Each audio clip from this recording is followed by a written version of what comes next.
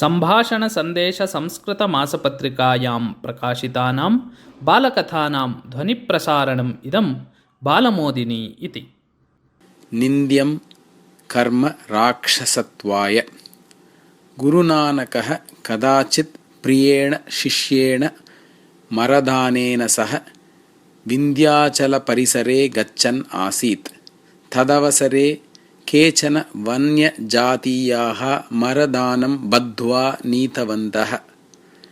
प्रतिपक्षम् अष्टमीतिथौ ते देव्यै नरबलिम् अर्पयन्ति स्म।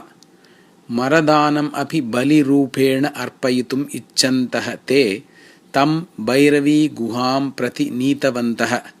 मरदानः वृक्षे बद्धः। ततः ते सर्वे टक्कां वादयन्तः गायन्तः नृत्यम् अकुर्वन्। गानस्य नृत्यस्य च समाप्तेः अनन्तरं मरदानः बन्धनात् मुक्तः कृतः। भैरव्याः अर्चकः शूलं गृहीत्वा गर्जन् तस्य मारणाय अभिमुखम् आगतः। तावता समीपात् एव शान्तगम्भीरः कश्चन ध्वनिः श्रुतः, वा हे गुरु इति। एतस्य श्रवणात् अर्चके विलक्षणं परिवर्तनं दृष्टं। सः स्तब्धतया अतिष्ठत्। शूलं तस्य हस्तात् स्वयम् अपतत्। एतत् दृष्टवान् वन्यजातीयानां नायकः महान्तं क्रोधं प्राप्य ध्वनिम् उच्चारितवतः पुरतः स्थित्वा उच्चस्वरेण अपृच्छत्, रे कः भवान् इति। अहमस्मि भवान् इव एव कश्चन मानवः। नानकः इति मम नाम इति अवदत् गुरुनानकः। मां तु जनाः राक्षसं मन्यन्ते, सः वन्यजातीयानां नायकः अवदत्। नानकः अग्रे गत्वा तस्य स्कन्धे हस्तं संस्थाप्य अवदत्, मित्र, न भवान् राक्षसः, भवान् तु मानवः एव, किन्तु भवतः कृत्यं राक्षसकृत्यसदृशम् अस्ति इति। कठोरहृदयस्यापि तस्य वन्यजातिनायकस्य हृदयं द्रुतं जातम्।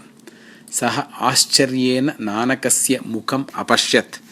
तदा नानकः एव पुनः अपृच्छत्, किं भवतः देवी मृतस्य कस्यापि प्राणान् प्रतिदातुम् अर्हेत् इति। न इति अवदत् वन्यजातिनायकः। एवं तर्हि कस्यापि प्राणान् अपहरणे अपि भवतः कः अधिकारः? मनुष्य अन्यस्य मनुष्यस्य प्राणान् न अपहरेत्। प्राणापहरणं यदि भवता परित्यज्येत तर्हि जनाः भवन्तं राक्षसं न वदेयुः। यः मानवः इव न व्यवहरेत् सः एव राक्षसः इति निर्दिश्येत इति अवदत् नानकः। एतस्य श्रवणात् हृदयपरिवर्तनं प्राप्य सः वन्यजातिनायकः नानकं शरणम् अगच्छत्। तत् दृष्ट्वा अन्ये सर्वे वन्यजातीयाः नानकस्य शिष्याः अभवन्। निन्द्यं कर्म इतः परं न करिष्यते इति तैः सर्वैः अपि प्रतिज्ञा कृता।